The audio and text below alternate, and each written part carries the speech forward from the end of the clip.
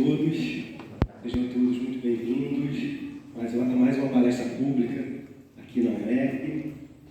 Nós vamos convidar o nosso amigo Manuel para fazer a leitura da página inicial e, após a leitura, a gente vai fazer a nossa prece.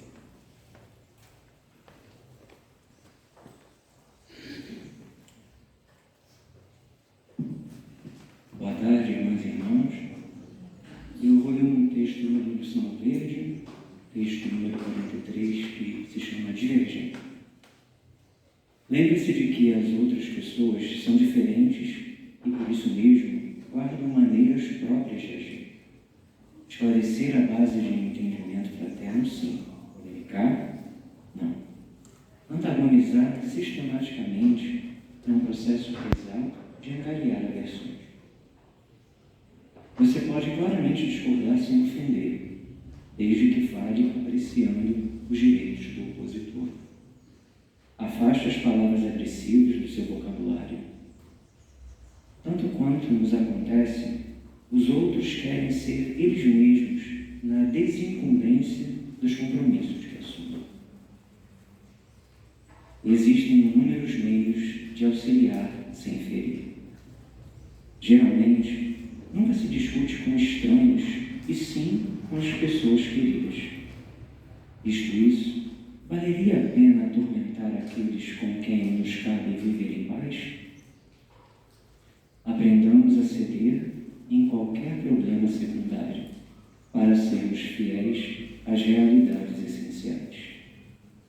Se alguém diz que a pedra é madeira, é justo se lhe acate o modo de crer. Mas se alguém toma a pedra ou a madeira para ferir a outra, é importante argumentar quanto à impropriedade do gesto insano.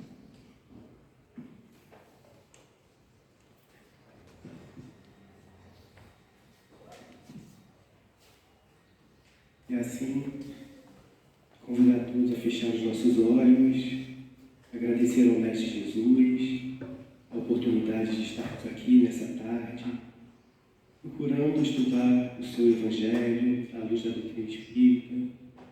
Nos ajude, Senhor, a ter nosso coração mais calmo, mais pacífico, e assim levar essa paz, essa calma, para onde quer que estejamos, que possamos dar a nossa contribuição de paz para toda a humanidade.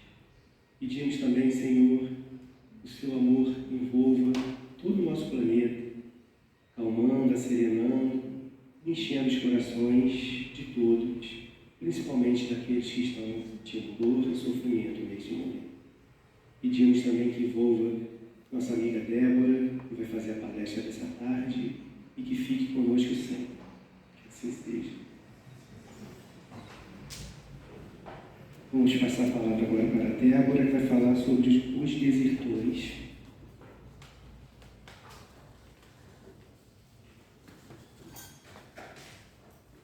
Boa tarde a todos. Sejam bem-vindos ao MEC mais uma vez. Aos novatos aí de primeira vez, sejam bem-vindos da mesma forma. O tema de hoje está em Obras Póstumas. É um dos livros pouco estudados e conhecidos pela maioria dos que frequentam as casas espíritas. E é um tesouro perdido. Por isso, eu não perdi a chance e oportunidade de trazer o texto base para que eu tente conquistar vocês com o estudo desse livro. Então, está lá em Obras Póstumas, primeira parte. E aí nós vamos caminhar da seguinte forma. Quando nós trazemos assunto com base na ciência, na filosofia e na religião, é muito fácil falar da doutrina. Dá para a gente se inspirar e a gente vai falando de tudo que a gente já estudou. Mas quando nós viemos para um fato histórico, como é esse fato aqui, a gente vai precisar fazer umas leituras do próprio livro. E aí eu vou pedir a paciência para que a gente leia, vocês entendam a leitura do que Kardec trouxe, a gente vai explicando ponto a ponto e a gente vai conversando, tá bom? Então vamos lá. Obras póstumas. Coloquei 3 capas de livros, conforme a edição, o nome vai mudando, mas é o mesmo livro. E é um livro de Allan Kardec, ele que escreveu. Mas como? Seria o sexto livro. Lembra que quando Kardec desencarna, a gente tem até hoje estudo do Pentateuco, os 5 livros que Kardec fez? São aqueles ali embaixo. Ó. O livro dos Espíritos é o primeiro, depois vem o livro dos Médiuns, depois o Evangelho segundo o Espiritismo, a seguir o Céu e o Inferno e o último é a Gênese. São os que nós conhecemos. E como é que aparece Obras Póstumas?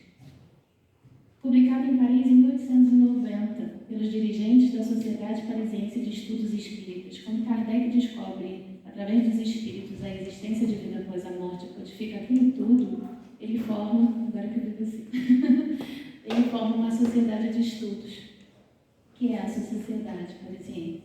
O livro é uma compilação de escritos deixados por Kardec e foi lançado após sua morte em 31 de março de 1869, 21 anos depois do óbito dele. Então, Obras Póstumas é um compilado de escritos que foi descoberto e encontrado pelos membros da sociedade. Eles leram e resolveram publicar isso nesse livro. Está ok até aqui? Por isso que ele é o sexto e por isso que a gente fala Pentateuco vai até o quinto. Eu quis trazer porque justamente como ele é pouco conhecido e falado, a gente tem que ter a chance e a oportunidade de falar. Esse aqui é todo o índice do livro. Eu não quero que vocês leiam, só quero que vocês vejam como tem assuntos variados nesse livro. E o nosso item é esse azulzinho aqui embaixo, 22. Só para que vocês vejam de onde saiu o tema. E agora a gente vai começar a conversar sobre ele. O tema do estudo de hoje, os desertores, possui uma subdivisão. Então, dentro desse título, existe 2 textos e um terceiro item que fala sobre esse mesmo assunto. O primeiro escrito foi Kardec que fez, através da experiência de tudo que ele sofreu para trazer a doutrina dos espíritos até nós. O segundo texto já é uma psicografia. Depois que ele desencarna, ele traz novamente esse assunto, conversando conosco. A gente vai conversar sobre isso. E a terceira seria um título chamado Ligeira Resposta aos Detratores do Espiritismo. Então, esse assunto lá em Obras Póstumas tem 3 textos. E hoje está nervoso, está passando rápido. Acontece. E agora vamos passear na história. E é um passeio na história mesmo, nós vamos lá para trás. Caminhamos ao passado, refletir tudo como tudo começou. As dificuldades enfrentadas por Kardec para manter firme esse propósito e termos os conhecimentos espirituais que temos hoje. Nós paramos para pensar todo o sacrifício e dificuldade que Allan Kardec teve para trazer os 5 livros. Nós não pensamos muito nisso, né? Nós pegamos os livros, estudamos ou lemos, nem sempre estudamos, mas às vezes a gente tenta ler, não lembramos de todo o sacrifício, de todas as lutas que ele enfrentou. Uma delas era justamente o tema de hoje, os desertores. Pessoas que beberam na fonte diretamente com ele no meio do caminho, deixaram o trabalho, ou mesmo obrigada.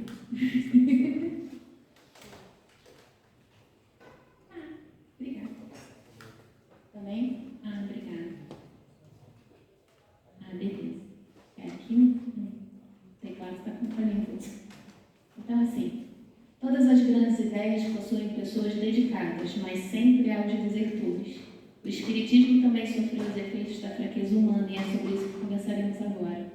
Não existe nada que tenha vindo à tona no planeta Terra que não tenham havido pessoas que tenham desistido ou traído os próprios conhecimentos. E a doutrina dos Espíritos não foge a essa questão.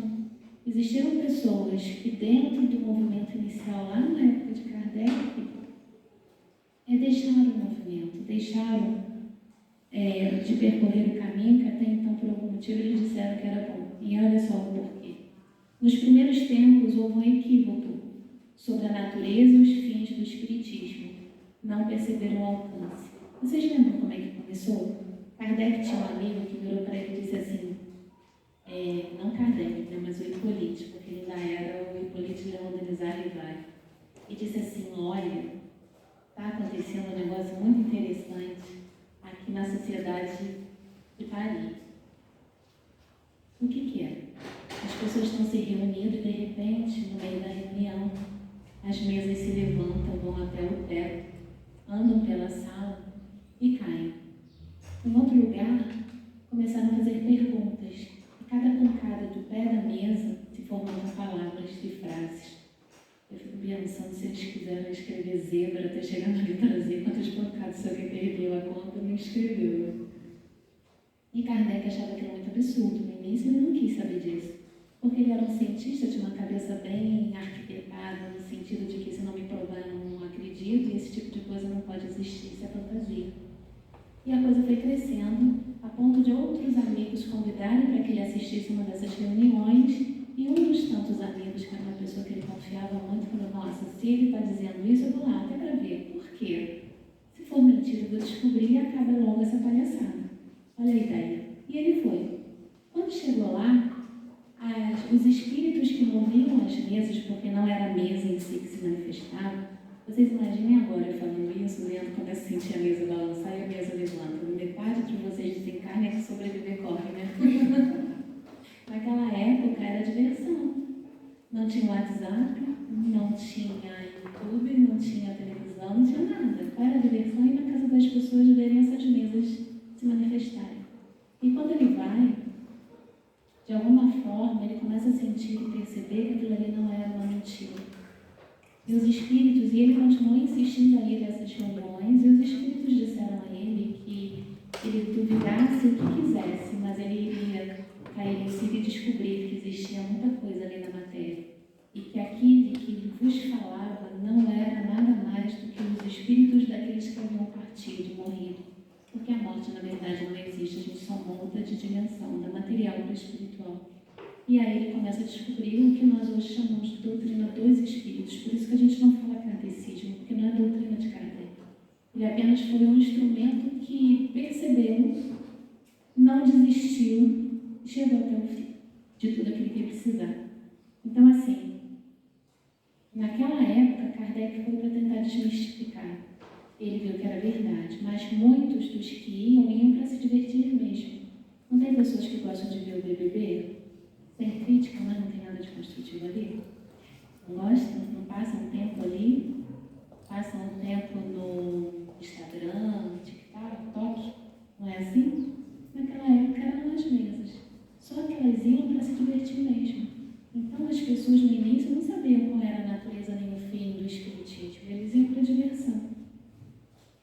E lá, inicialmente estimulou a curiosidade. Muitos iam pela curiosidade, nada além disso. Eram simples objetos de diversão. Divertiam-se com os espíritos. Tornou-se um passatempo e com complemento de reuniões familiares. Já passou no Natal? A família se reúne, vamos fazer a mesa girar? Ela precisava de um médium de efeitos físicos naquela residência pelas redondezas, e a coisa acontecia. Porque estava sendo permitido pela espiritualidade superior que aquele fenômeno não acontecesse, porque era o momento de despertar as pessoas para a vida espiritual. Por isso aconteciam tantas vezes, em tantos lugares. Mas os espíritos permitiram isso como uma tática, para que a ideia se espalhasse ao invés de assustar as pessoas. Quer ver um exemplo? Talvez vocês não gostem, talvez vocês não saibam ou não percebam. Mas por que a gente fala tanto de filmes extraterrenos? Alguém tem ideia? Por que a Disney lança tanta coisa? Existem tantos filmes falando de seres que habitam outras estrelas. É para que a gente vá se acostumando com essa ideia que é real. Como espíritas, a gente sabe que é um dos princípios da doutrina a pluralidade das existências. Lembram disso? Então, quando a gente fala de ET extraterrestre, é verdade? Mesmo que a gente tenha medo, mesmo que alguns não gostem, mas é real. Então, as ideias, através de filmes hoje, para nós, só vêm fazer com que a gente entenda esse assunto que é real. E nessa época, as mesas transitavam para lá e para cá para tentar mostrar com a suavidade a existência dos espíritos. E segue assim. Com o passar do tempo, os espíritos brincalhões deram lugar aos espíritos sérios, moralizadores. Aqueles espíritos que brincavam com as mesas, que jogavam as mesas do alto ao chão e respondiam às perguntas mais bobas, foram indo embora, porque a missão deles já tinha sido cumprida, que era atrair as pessoas, e começaram a vir espíritos sérios, espíritos que falavam sobre a verdade da vida. Então teve uma substituição de espíritos frívolos, brincalhões, por espíritos sérios. E quando os espíritos começaram a falar com seriedade, o que aconteceu? O pessoal perdeu a curiosidade. O que nos conquista mais? Alguém falar aquilo que a gente quer ouvir, ou alguém falar aquilo que me dói o coração e eu não quero consertar em mim. Era justamente assim. Os espíritos vinham dando lições de moral e ética para todos, e às vezes individualmente, e isso começou a incomodar muitas pessoas. E aí começou a criar as antipatias com esse tipo de assunto. Quando o Espiritismo se tornou ciência, filosofia, as pessoas superficiais, materialistas se afastaram porque se tornou inoportuno e embaraçoso. Imagina só uma pessoa ser chamada a atenção pelo Espírito: olha, você anda pelo caminho errado, que ele nunca ia dizer o que é de errado que a pessoa está fazendo, mas ia chamar a atenção. Ela perderia a moral no meio dos amigos, não perderia? Então isso começou a afastar aqueles que erravam, né? Essas pessoas foram desertoras, mas não há que condená-las.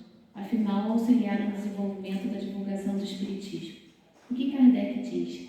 Essas pessoas que foram embora porque o assunto sério não as interessava, a gente não pode condenar, porque elas fizeram um papel importante. Graças à curiosidade que elas tiveram inicialmente, aquele movimento cresceu. Muitas pessoas iam assistir às mesas que giravam, caíam no chão, que respondiam perguntas. Depois eles substituíram a mesa por uma cestinha que na ponta tinha uma caneta tinteiro e o médium segurava na outra extremidade. Passou-se o tempo e percebeu-se que não precisava de nada externo a não ser o braço do médium, que o espírito acionava através do próprio cérebro, da própria frequência espiritual. É o que hoje nós temos nas mesas mediúnicas. Através da pineal, o espírito acessa o nosso corpo físico e comanda o nosso braço, direito ou esquerdo, dependendo da forma como ele quer escrever, conforme ele se sinta mais à vontade. Tá bem? Seguindo. Surgiu a errada crença de que os espíritos tudo sabiam, e a ideia de se tirar vantagens das informações que obtinham em perguntas de cunho pessoal. Naquele tempo e ainda hoje, a gente acha que todos os espíritos que vêm à mesa mediúnica ou em qualquer outra casa religiosa em que eles possam falar, eles falam só a verdade e sabem tudo. É uma real dificuldade de se entender que aquele espírito é um ser encarnado até há pouco tempo que foi para o lado de lá com os mesmos conhecimentos que ele tinha aqui. Não é porque perdeu o corpo físico que o espírito se torna tão sábio ao ponto de saber tudo, principalmente aquilo que você quer respostas. O espírito que desencarna, ele fica com um arsenal de conhecimento maior do que de uma encarnação, é fato, porque ele aprende, ele pode acessar os arquivos de várias existências se ele tiver conteúdo ético e moral para isso, mas ele não sabe tudo. E aí, quando a pessoa descobria que o espírito não sabia mais do que ela, o interesse também foi diminuindo. Houve apoio enquanto pensavam receber vantagens, o desprezaram quando perceberam que não satisfaziam suas intenções. Essa fase também foi útil. Afastou os exploradores e demonstrou a seriedade dos objetivos que os espíritos possuíam. Mesmo essas pessoas que iam lá para saber coisas pessoais e queriam satisfação própria, eles foram importantes, porque graças à presença deles, mais uma vez, aquele movimento das mesas que depois virou a cestinha e que depois veio para a psicografia com a utilização dos braços e da mão, foi importante. Se eles não tivessem tido a curiosidade, se eles não tivessem a necessidade de buscar entendimento pessoal, talvez a gente não estivesse aqui. Toda doutrina tem dentre seus adeptos os que pregam a união e semeiam a separação. Não é assim? Quem está há muito tempo aí no movimento espírita, mais de 10 anos, levanta a mão para mim. Que bom, a maioria. Nesses anos todos, vamos dizer no mínimo 10. Quantas vezes a gente viu pessoas que não estavam bem intencionadas? Quantas histórias nós ouvimos de pessoas que abandonaram a doutrina dos espíritos por causa de fofoca das pessoas, que não são a doutrina? Quando o ser humano se reúne, ele traz as mazelas que eles têm, vocês concordam? Quem aqui é anjo? Nenhum de nós, senão a gente não está reencarnado. A gente está tentando melhorar, mas a gente ainda não melhorou de todo. Então, sempre que as pessoas se reúnem, sempre vai ter uma faísca. Aí nos resta a seguinte pergunta: o que vale mais, a minha consciência de estar aqui com a espiritualidade, ou eu vir daqui só para ver as pessoas encarnadas que eu acho e pensam como eu?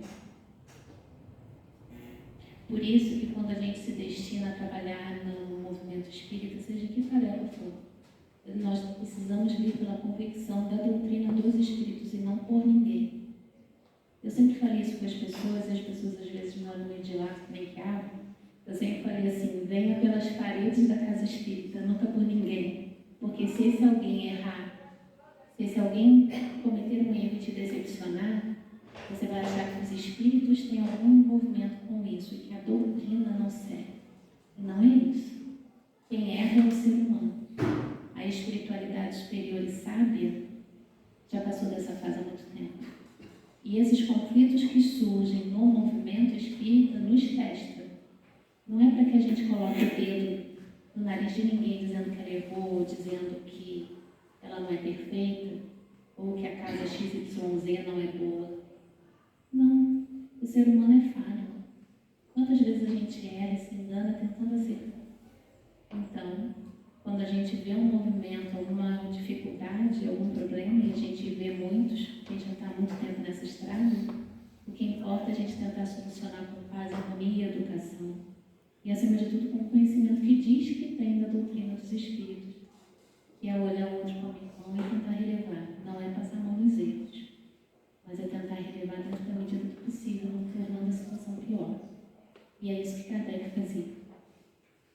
A verdadeira convicção é calma, refletida, perseverante e abnegada.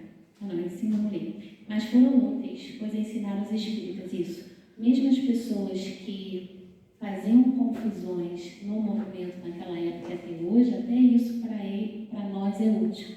Lembra do Alto de Barcelona, quando queimaram os livros espíritas em praça pública? Foi um horror.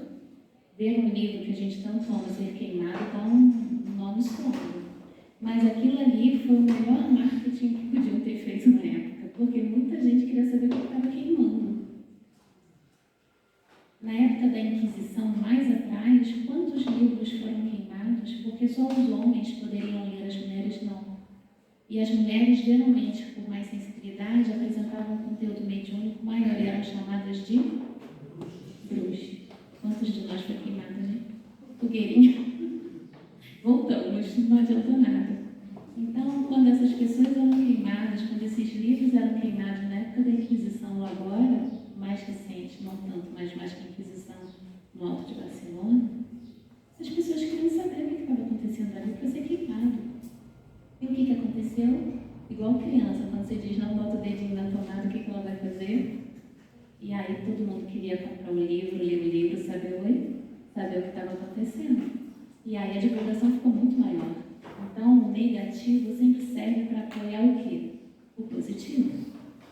É sempre ver o copo mais cheio do que mais vazio, vocês concordam? Quando a gente tem um problema, a gente se entrega ao problema ou agradece que graças a Deus aquilo ali aconteceu daquele jeito, que podia ter sido pior. O verdadeiro espírita não deserta, não desiste, mas pode desfalecer-se, pois às vezes a coragem e a perseverança fraquejam diante dos percalços da vida. E é verdade, não é? Tanto dentro do movimento quanto nas nossas casas e trabalhos, tem dia que não dá vontade de sair da cama, não é assim? Para que eu vou acordar? Só que a gente não desiste, nem pode. São reconhecidos pelos esforços que pregam por melhorar-se. Esse é o espírita. O espírita é aquele que tem dificuldade, mas ele não se deixa derrotar. Ele enverga, mas não quebra, como os bambus da filosofia oriental. Somos nós. Não se vê entre eles deserções ou falências. O espírita, quando ele descobre dentro de si a verdade que é real, a realidade do mundo espiritual, nada o abala. Ele pode ficar triste, ele pode ficar aborrecido, ele pode até ficar irritado, chateado, dar um tempo, mas ele não deixa de ser o que ele é. E depois que a poeira assenta, ele retorna e toma o caminho que ele deixou antes. Por consequência, os bons espíritos os protegem, os ajudam a vencer obstáculos, suavizam as provas. E assim abandonam os que não buscam a verdade, mas a satisfação e opções pessoais. Olha que interessante. Quando nós estamos trabalhando para o bem, o que os nossos mentores fazem? Nos fortalecem ainda mais, nos protegem ainda mais. Quando nós estamos divulgando o bem, o amor, aqueles que lutam por essas verdades nos fortalecem, nos tira os obstáculos do caminho para que a gente siga com mais força, mais proteção. Então, aqueles que falam da luz sempre serão os primeiros a serem o quê? Iluminados. E aqueles que desistem acabam perdendo o interesse da espiritualidade porque eles vão dar adubo para aquela planta que está com propensão a germinar melhor, a frutificar melhor. E seguindo, como proceder com os falsos irmãos, né? Quando a gente vê alguém desistindo da tarefa, aquele que tanto dizia bem da doutrina, das coisas boas da vida, não só a doutrina espírita, mas de uma forma geral a gente pode levar para a vida lá fora, o que a gente faz? Aqui, sobre a doutrina, diz assim: acarretarão perturbações, mas serão parciais, durarão pouco tempo. Então, toda tribulação é passageira, por mais barulho que faça. Isto porque a doutrina, aí voltando para o nosso assunto, tem caráter distintivo.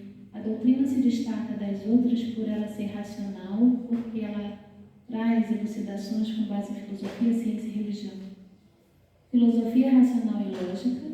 Nenhum de nós tem um contexto de estudo que nos é colocado faringe abaixo ou, no popular, goela abaixo. Nenhum de nós precisa engolir nada que não entenda, porque as respostas existem, é só a gente buscar. Moral consoladora e regeneradora. Quando nós estamos mal, com algum problema, dificuldades financeiras, profissionais, de saúde, familiar, relacionamento, com quem nós estamos sempre? Com duas pessoas. Vamos falar pessoas, mas com duas energias. Quem quer falar? Você, quem pensa? Duas pessoas sempre nos acompanham. Duas energias sempre estão conosco. Quais são? Quem são? Positiva e negativa? Não, mas personificando. Tanto que uma delas a gente não pode personificar, só uma. Deus, os nossos mentores espirituais. Aí, Bruno. Sempre, em todos os momentos, no pior da nossa existência, no momento mais doloroso, a gente nunca está sozinho. O nosso mentor, nós temos um responsável por nós, do início ao fim da nossa existência corporal. Já está conosco antes do óvulo ser fecundado pelos espermatozoides. Passa conosco ali os 9 meses. Nos vê nascer, crescer e chegar onde nós estamos hoje. E vai continuar conosco até o nosso último suspiro. E quando ele acontecer, nos desliga, nos acompanha do lado de lá e nos encaminha. Esse mentor não desiste de nós, não é um desertor. E por que a gente não lembra dele? Qual é a nossa dificuldade como espíritas de acionar a magia dos instrumentos que nós temos em mãos? Como é que a gente acessa o mentor? Oração. E os nossos pensamentos, né, Bandinho? Sim. A gente, de repente, não sei, está dirigindo, está tomando banho, está lavando a louça, está lá arrumando a casa, o nosso pensamento pode estar em contato com os nossos mentores. Agradecendo, questionando, perguntando, cantando, louvando. Os evangélicos são maravilhosos nos louvores, não? As músicas são verdadeiras orações. E nós não temos esse hábito, e a música espírita é linda. Né, Carlos, que gosta de música também? Existem músicas maravilhosas, a gente menciona ainda. Estamos num momento de transição e nenhuma transição ocorre sem conflitos. Os homens passam e as novas ideias permanecem. Quantos tiranos passaram pela humanidade? Onde eles estão? Encarnados ou não? Talvez um de nós, talvez algum conhecido nosso, mas ninguém nem sabe o que é. Passou, acabou. E o que está aqui conosco? Só as verdades sempre ficam. 2025, o que a gente está aqui fazendo? Falando da doutrina dos espíritos, que veio reviver o quê? Os ensinamentos de quem? E a gente ainda não aprendeu. 2025 anos e a gente ainda está aqui tentando compreender. Porque é uma verdade e ela nunca vai desaparecer. E sempre estará conosco. Porque a cada momento que a gente lê um trecho, alguma coisa nos desperta diferente de outras vezes. Espíritas, se quereis ser invencíveis, sede benévolos e caridosos. O bem é uma couraça contra a qual sempre se quebrarão as manobras da malevolência. Uma vez, conversando com uma amiga, gostava, como eu, muito da Umbanda. E ela ia rezar lá de vez em quando. E ela achou que tinha alguma coisa na vida dela meio esquisita, que a vida não ia e não vinha. E ela, por esse centro de Umbanda, foi conversar lá com uma entidade, com a vovó, acabou, que eu já não lembro mais, mas com alguém de lá. E o mentor disse para ela assim: não se preocupe, tem pessoas que realmente ainda não aprenderam a te amar, que têm uns pensamentos estranhos, mas continua na sua tarefa. Você tem um coração bom e faz o bem. Isso é proteção suficiente. Esquece aquele que te faz mal, que você acha que faz, ou que você não gosta tanto, porque ele não pode te alcançar. Sério. Nas reuniões mediúnicas nossas, às vezes, vem mensagens assim também. Então a gente precisa olhar para as trevas e para as sombras?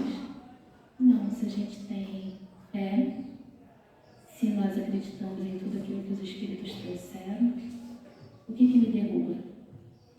Só eu mesmo. A partir do momento que eu me torno pessimista, desacreditada da vida e tento levar a existência de qualquer jeito, eu estou me ferindo. A única pessoa que pode me salvar ou me ferir sou eu mesmo. Ninguém mais. Aqui vem uma nota. Até aqui a gente fez a primeira leitura rápida daquela página que Kardec escreveu sobre esse assunto. Lembra que eu falei que seria o primeiro texto? E agora a gente vai passar para o segundo rapidinho. Nota. Isso eu destaquei do próprio livro para que a gente lesse junto. Como complemento deste artigo, publicamos uma instrução que sobre o mesmo assunto Allan Kardec deu logo que voltou ao mundo dos espíritos. Olha que bonitinho. Ele parou de trabalhar? Não. Nós vamos parar? Também não. Pareceu-nos interessante para os nossos leitores juntar as páginas eloquentes e viris que se acabam de ler a opinião atual do organizador por excelência da nossa filosofia. Uma comunicação de Kardec lá em novembro de 1969 diz assim: ele já estava desencarnado. Destaquei também para que a gente comece a ter esse hábito de leitura. A gente precisa conhecer essas pérolas que estão por aí e a gente passa batido por elas. Pressenti outrora, hoje sei, que ordem maravilhosa e que harmonia inconcebível presidem a concentração de todos os documentos destinados a dar nascimento à nova obra. A benevolência, a boa vontade, o devotamento absoluto de uns, a má-fé, a hipocrisia, as maldosas manobras de outros, tudo concorre para garantir a estabilidade do edifício que se eleva. Nas mãos dos das potestades superiores, que presidem a todos os progressos, as resistências inconscientes ou simuladas, os ataques visando semear o descrédito e o ridículo se tornam em elementos de elaboração. Ou seja, eu só trouxe esse pedaço porque senão seria muito extenso. Ele vai para o lado de lá, observa a doutrina com outro ângulo e volta afirmando que todos aqueles que colocam pedras de tropeço na nossa vida, e mesmo na doutrina, não fazem nada mais do que nos fortalecer a caminhada. Todas as dificuldades que nós passamos não vêm para nos derrubar, vêm para nos ensinar e para nos fortalecer, seja qual for o problema. Ah, Débora, é uma doença que não tem cura. Ok. O que ela veio te ensinar? Quantas pessoas conseguiram curas absurdas que os médicos desenganavam até o último segundo e a fé que ela tinha mudou toda a história? Quantas pessoas não conseguiam uma série de coisas em suas vidas materiais e emocionais e de repente a coisa tirou um nó, porque ela tinha persistência na fé, na bondade e na conduta. Então o que nos impede de ser felizes, de crescer na direção que a gente queira, não importa. A nossa crença, as nossas crenças limitantes, aquilo que a gente ouve a vida inteira dos nossos pais, dos nossos familiares, que dizem que você não pode, você não merece, você não quer. São vozes, não devemos ouvi-las. Quais são as vozes que nós precisamos ouvir? Aquelas que nos colocam adiante, que nos dão forças e fé para seguir adiante. A nossa voz interior, que é o nosso mentor e o nosso próprio espírito, que sabe o motivo de nós estarmos aqui hoje. Kardec viu isso lá de cima. Não vai dizer em cima, porque com certeza ele foi para um lugar de luz, né? Então, da onde ele estava no plano espiritual, ele viu que aquilo tudo que ele professava aqui era real e que todo e qualquer obstáculo que espírita encontre vai ser ultrapassado. E isso a gente puxa para a nossa vida pessoal. Todos os problemas que a gente encontrar, a gente vai ultrapassar. Pode demorar um pouco, ok. É o tempo suficiente para você aprender alguma coisa. Então, fique esperto e tenta aprender rápido. Porque a gente tem sempre que se perguntar o que essa situação está querendo dizer para mim. Vocês não perguntam isso para vocês, não? Criem esse hábito. Por que a minha vida sempre está no mesmo lugar? Por que certa situação sempre se repete? Por que fulano de tal não gosta de mim? Por que eu não gosto do fulano de tal? Começa a se perguntar, as respostas vão vir. Mas não é uma resposta arrumadinha, bonitinha, assim, uma psicografia, não. Você vai ter que meditar e prestar atenção na sua vida. Você vai descobrir. Só você responde por você, só você sabe as respostas que você precisa ter. Seguindo aqui. Ligeira resposta aos detratores do Espiritismo. Essa é o último item desse capítulo. E aí, é um texto escrito por Kardec ainda encarnado, tá? Que é o item seguinte, o 23 daquele índice, lembra que eu mostrei lá no início? Então, segue assim. O Espiritismo não é solidário com aqueles a quem apraz dizerem-se espíritas. Não é importante dizer que você é espírita. Vocês sabiam disso? O importante é você ser, não dizer. Como é que você é? A sua conduta. A sua conduta é tudo. Jesus dizia que ele era tudo o que ele é? Não. Como é que a gente sabe que ele é o que ele era e é? Pelo que ele... Gente, vocês não sabem quem é Jesus, fez aniversário 25 do mês passado. Pelo que ele fez, ele exemplificou. O que arrasta mais, o que eu falo ou o que eu faço? Quer ver um exemplo? Eu sempre falo isso. Eu sou vegetariana, não como carne mesmo. Pode ser que eu vá na casa de alguém e me siga, eu vou comer, tudo bem, não me desencarno por isso. Mas eu vou no açougue, no supermercado, comprar carne para os meus gatos. Imagina aquele que não tem bons olhos, vai ver a Débora lá na fila e ela disse que não comia. O que a pessoa vai julgar? O que eu falei ou o que eu estava fazendo? O que eu estava fazendo. Por isso que eu estou falando, se me verem, só já é um motivo. Mas eu não ligo para isso, eu sei por que eu estou fazendo aquilo, é isso que me interessa. A gente está sendo egoísta e mal criado quando a gente diz isso? Não, o que vale é o que é a minha consciência. Quem vai prestar contas a Deus? Eu comigo mesmo. Então, seguindo aqui. Ele não reconhece, ou seja, o espiritismo, o espírita, ele não reconhece como seus adeptos, senão os que lhe praticam os ensinos, isto é, que trabalham por melhorar-se moralmente, esforçando-se por vencer os maus pendores, por ser menos egoístas e menos orgulhosos, mais brandos, mais humildes, mais caridosos, para com o próximo, mais moderados em tudo, porque é essa a característica verdadeira do espírito. Adianta eu falar isso tudo aqui que eu estou falando hoje e de repente ficar estressada lá fora quando eu for embora? Adianta a gente ser bonitinho, educadinho com os amigos e em casa a gente descascar o pepino e o abacaxi? Gostoso. Adianta você ser caloroso e carinhoso com as pessoas que você gosta e ser tão amargo e cheio de fel com as pessoas que não gostam de você? O que a gente faz com as pessoas que a gente sabe que não nos ama tanto? Vira as costas e vai embora? Tipo assim, não te amo, também não te quero. Quer ver uma história do nosso Brasil que eu tanto amo e acho que a gente deveria amar mais, independente de política, mas amar o solo que a gente nasceu e que a gente pisa? A política é só um rótulo que atrapalha e a gente para aqui para não falar mais política e a gente tem que amar o país que nós estamos. Indo lá para Minas, Dona Beija, lembra da história? Uma boa namoradeira? Quando ela vai para Araxá, as mulheres da época da sociedade ficaram horrorizadas com ela sabendo morar lá. E todas elas tinham o mesmo sentimento: vou perder meu marido. E aí o que aconteceu? Foi um reboliço. E ela, Dona Beija, tinha uma coisa muito bonita: ela não era escravocrata e não tinha rótulos. Ela via todo mundo igual, então ela não tinha escravos naquela época. Ela tinha todos os que trabalhavam para ela como amigos, pessoas que trabalhavam e serviam de igual para igual.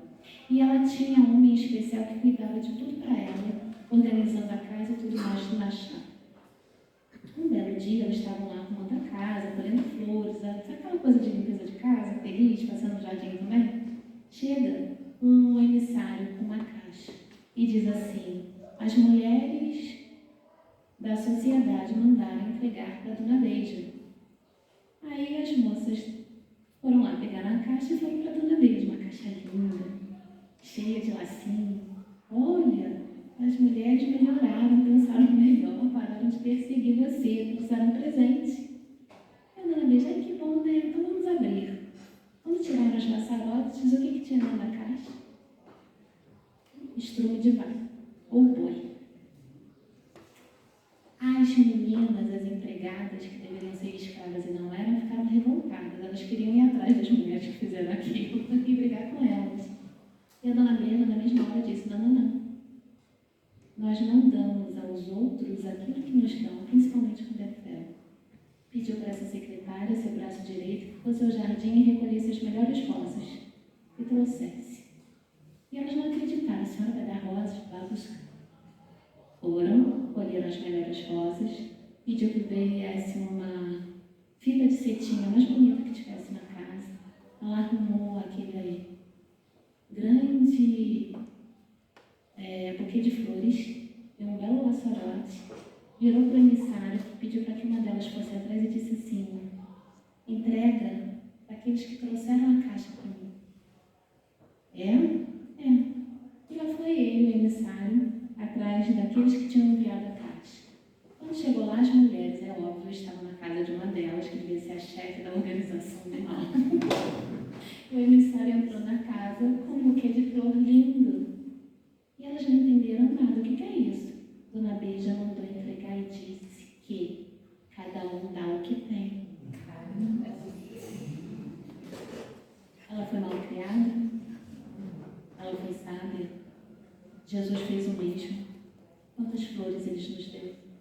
Ainda recebemos as flores até hoje, e nenhum de nós às vezes percebe. E a gente continua mordendo as pessoas, fazendo mal a outras pessoas e a nós mesmos. Quando a gente não cuida da nossa saúde, a gente está se prejudicando. Quando eu não digo que amo quem eu amo, eu estou me prejudicando e prejudicando a pessoa que eu amo, que nem sabe que me ama, porque eu nunca digo. Eu estou entregando flores ou eu estou entregando os filhos? Essa é a nossa vida. As crenças que defende. O que a doutrina espírita defende? E aqui a gente vai fazer um pequeno estudo rapidinho do que é a doutrina espírita. O que a gente vem fazer aqui, né, na casa espírita? Não só trabalhar, não só ouvir palestra, mas a gente tem que lembrar. Então vamos lá, passear rapidinho aqui. O que a gente acredita? O que o espírita acredita? O elemento espiritual e o elemento material são os dois princípios, as duas forças vivas da natureza, as quais se completam uma a outra e reagem incessantemente uma sobre a outra, indispensáveis ambas ao funcionamento do mecanismo do universo. No universo existem sempre esses dois princípios, o material e o espiritual. Nós aqui, vocês me olhando e vocês aí sentados, vocês têm seus corpos físicos, princípio material. Mas essa que vos fala e vocês que me ouvem, não é o corpo, é o espírito, princípio espiritual. Conseguem perceber a diferença? Por isso que a gente não morre, a gente só desencarna. Somos dois em um. Sem falar de perispírito, do pretérito e outras coisas que a gente não vai falar aqui. Mas o básico é isso, somos dois em um, matéria e espírito. A ciência propriamente dita, cabe a missão especial de estudar as leis da matéria. O espiritismo tem por objeto o estudo do elemento espiritual e suas relações com o elemento material. Por que a gente estuda? Para saber que aquela minha emoção muito forte, se eu não cuidar dela, ela vai me trazer um problema de saúde. Vocês já ouviram falar numa palavrinha chamada somatização? Tudo que eu sinto, todas as minhas emoções, se em desequilíbrio, eu não cuido delas, não as equilibro, ela vai estourar no meu corpo físico. Uma gripe, uma encravada, uma queda de cabelo, um câncer, um problema estomacal, um problema de pulmão, uma rinite, uma sinusite, uma simples dor de cabeça. Quantos de nós dizem assim: estou tão preocupado, eu estou com uma dor de cabeça? aí, quem nasceu primeiro, a dor de cabeça ou a preocupação? A preocupação. O Espiritismo caminha ao lado da ciência no campo da matéria. Admite todas as verdades que a ciência comprova, mas não se detém onde está esta última para. Prossegue nas suas pesquisas pelo campo da espiritualidade. Olha que lindo. A ciência caminha a passos largos hoje, a gente sabe disso, né? Toda hora, se a gente for pesquisar e olhar o lado bom do sistema virtual, de internet, buscar as coisas legais, a gente vai ver que a ciência está indo cada vez mais veloz, descobrindo muita coisa. Ok. Só que os espíritos estão muito mais adiante disso. Quem lembra do João Ascenso, há mais de 10 anos aqui na casa? Levanta a mãozinha. Nossa, poucas pessoas estavam aqui, vocês perderam, gente. Sim, depois, mas lembra, estava? Muito bom. Os meninos aí atrás estavam, igual? Não? Olha só. O João Ascenso, ele é psicólogo, ele é neurocientista, é um funcionário da Rede D'Or e hoje mora em Portugal. Se não mudou. E ele veio a essa casa a primeira vez, estava lotado, não tinha lugar para ficar. Outras salas e estava extremamente lotado. Depois ele voltou mais uma ou duas vezes, se não me falha o meu nome. E o que ele trazia? Ele trazia estudos em que a neurociência comprovava os ditos na coleção Nosso Lar de André Luiz. Transmissão de energia dos neurônios, a capacidade que a gente tem de pensar e as coisas se materializar, física quântica. Então, a ciência, ela não é o bam-bam-bam de, ela está descobrindo as coisas. Com muita vagarosidade, ela está assim. Mas os espíritos já têm há muito tempo uma tecnologia de ponta. Os seres de outras estrelas já têm uma tecnologia muito avançada, e isso é real.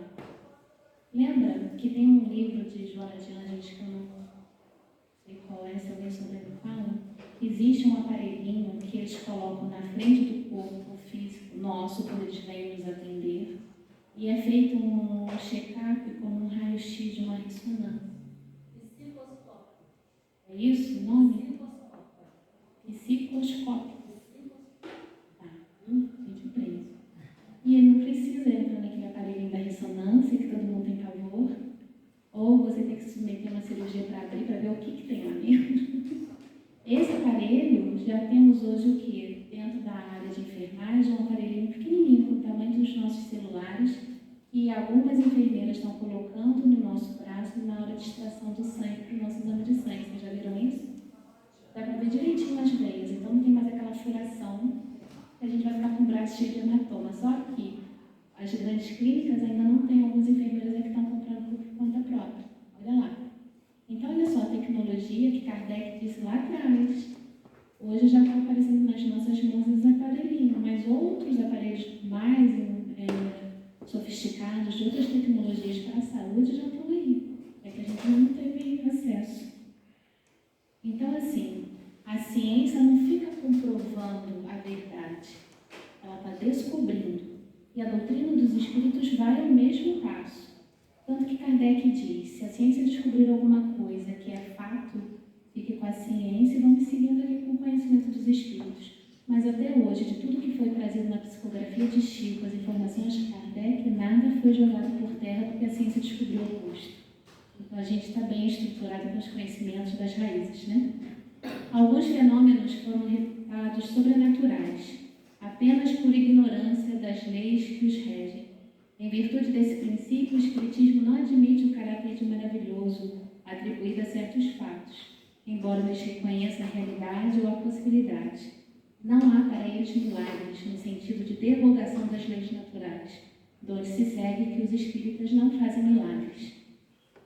Então, quando nós vemos uma casa espírita que faz um trabalho de irradiação e cura, com passe, imposição das mãos e as pessoas se curam, aquilo não é um milagre. O que é isso?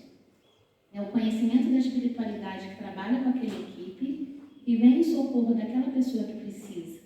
A pessoa que precisa tem mérito, merecimento para receber o socorro. E a equipe física é harmônica, capaz de conseguir fazer com que espíritos bondosos tragam uma tecnologia espiritual e façam as curas. Aqui em Petrópolis a gente tem algumas casas que fazem esse trabalho e é maravilhoso. Leão Denis no Rio, várias casas fazem esse trabalho. casas longe que hoje, graças à tecnologia do online, você entra no site, escreve o problema e vai para lá as informações, eles marcam com você a cirurgia espiritual no dia tal, você fica deitado, coloca o copo do lado para ser purificado, apague a luz por causa da luz branca, fazer com que o ectoplasma dos espíritos, às vezes, tenha uma certa interferência, então pedem para apagar a luz, bota uma musiquinha relaxante e a cirurgia vai ser feita. Isso depende do quê? Do nosso interesse em buscar isso e da nossa fé. Vai curar? Se a pessoa tiver merecimento, fé vai. Então, não é milagre. Jesus fez milagre? Não. Nenhum. Por quê?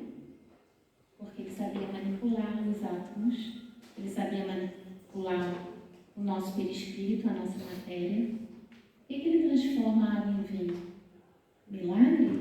Ele sabia que H2O não se formou do vinho, mas ele conseguiu mudar através do quê? Da própria energia que ele tinha, da força do pensamento dele, modificando o próprio ar e fazendo com que aquela água ali se transformasse em vinho. Um dos melhores, segundo os relatos da Bíblia. Vocês já leram isso? Não era um vinhozinho qualquer, era o top dos vinhos. Quem faz bem feito, né? Então, vamos lá. Dá tempo? Tá. O Espiritismo não é uma concepção pessoal, nem um resultado de um sistema pré-concebido. É o resultante de milhares de observações feitas sobre todos os pontos do globo e que convergiram para um centro que os colidiu e coordenou. Todos os seus princípios constitutivos, sem exceção de nenhum, são deduzidos da experiência. Esta precedeu sempre a teoria. Por que a gente incentiva tanto as leituras e os estudos, na casa espírita e fora dela, não importa? Porque se a gente não souber, a gente não faz. E se eu não souber, eu não faço bem feito. Meninos que cozinham menos que as meninas às vezes, vão para a cozinha fazer um bolo, nunca tinham feito na vida. Se não tiver receita do lado no passo a passo, vai sair um bolo, gente? Por milagre, aí sim. Por quê? Porque não sabem, não tem orientação. Assim somos nós, meninas com mecânica de carro. Se a gente não tiver um passo a passo, a gente sabe trocar o pneu, vai fazer as coisas ali, porque os meninos sabem fazer aquele negócio todo. Não, porque a gente não sabe. Quanto mais eu souber de tudo, minha mãe falava isso, saber não ocupa espaço, ela estava certa.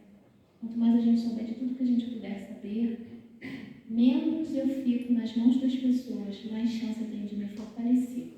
Menos oportunidades de me derrubar no sentido das dores da vida eu vou ter. Saber. Assim, desde o começo, o Espiritismo lançou raízes por toda parte. A história nenhum exemplo oferece de uma doutrina filosófica ou religiosa que em 10 anos tenha conquistado tão grande número de adeptos. Entretanto, não empregou para se fazer conhecido nenhum dos meios vulgarmente em uso. Propagou-se por si mesmo, pelas simpatias que inspirou. Ninguém põe doutrina espírita, lembram disso? Como é que a gente sabe que a pessoa está começando a ficar apaixonada pela doutrina dos espíritos porque ela sozinha vai buscar perguntas e respostas? Alguma coisa nela desperta, alguma coisa ela sente, não é imposto. O Espiritismo é uma doutrina filosófica de efeitos religiosos, como qualquer filosofia espiritualista, pelo que forçosamente vai ter as bases fundamentais de todas as religiões. Quais são essas bases? Deus, a alma e a vida futura. Mas não é uma religião constituída, visto que não tem culto nem rito, nem templos e que, entre seus adeptos, nenhum tomou, nem recebeu o título de sacerdote ou de sumo sacerdote. Estes qualificativos são de pura invenção da crítica. Olha aquele verdadeiro livro que a gente tem. Nós somos espíritas? Somos. Isso é religião? Não. Dentro do movimento espírita, às vezes, quando a gente fala isso, a pessoa fica, mas é sim, eu sou religiosa, eu sou espírita. Isso é um conceito. O ser humano precisa muito de bases de ponto de referência. Se eu não tenho uma referência, eu me perco. Eu estava fazendo uma reunião essa semana e semana passada em outras casas espíritas e estava falando isso. A ciência construiu uma sala redonda. A porta de acesso a essa sala, era tão bem feita que quando fechava, quem estava dentro da sala não sabia depois onde é que estava a porta. E as pessoas foram postas ali como um experimento para saber qual era a sensação. Todas elas ficaram desnorteadas, porque você vê num lugar que não tem uma quina, não tem um ponto de referência, você se perde. Então o ser humano foi feito de uma tal forma que ele precisa de pontos de referência. Deus, o Cristo, a espiritualidade, nossos pais e os nossos amores, os amigos.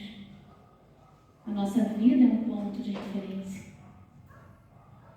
E aí a gente tem que parar e pensar quais são os pontos de referência da minha vida, para onde que eu estou levando ela. Então a doutrina dos espíritos, com essa conversa muito rápida de hoje, ela vem mostrar para nós um grande ponto de referência para as nossas vidas. Não é imposição, é identificação de alma. Quando nós estamos nas nossas maiores dores, nós estamos conosco, com Deus, com os nossos mentores e com o nosso conhecimento. Se a gente não acredita em Deus, se eu não sei da existência do meu mentor e da espiritualidade e eu não conheço nada, como é que eu fico? Vocês já foram em velórios de pessoas que não têm religiosidade, o desespero que é?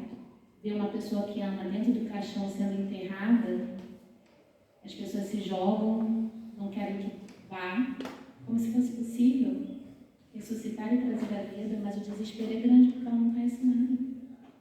Por que o velório e o enterro dos espíritos costuma ser um pouco mais brando? A dor vem, a saudade, a pena, a forma como desencarna, dói às vezes.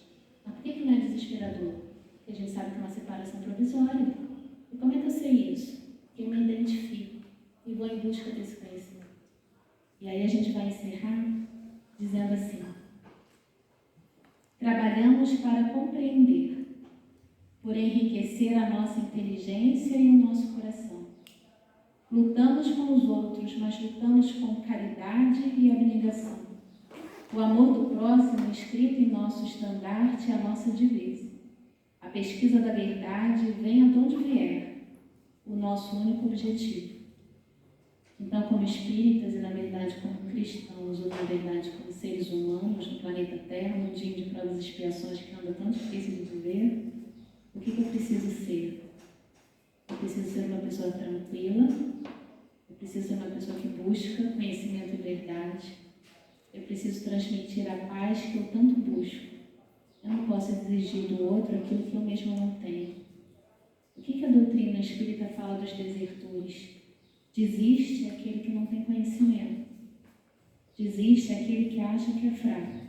Aquele que não sabe a sua própria origem. Quem somos nós? Não somos semelhança de Deus? Está escrito isso? Quem somos? Nós refletimos a grandeza do nosso Pai Criador. Se eu sou isso, o que me derruba?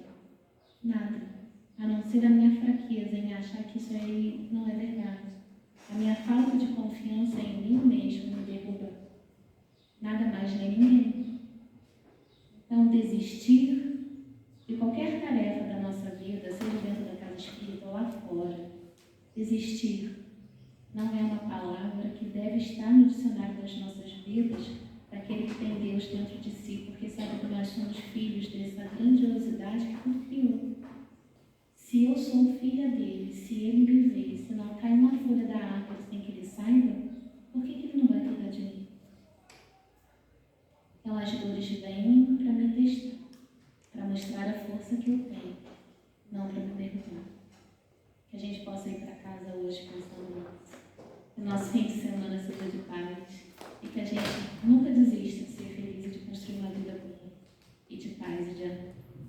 Uma ótima tarde para vocês.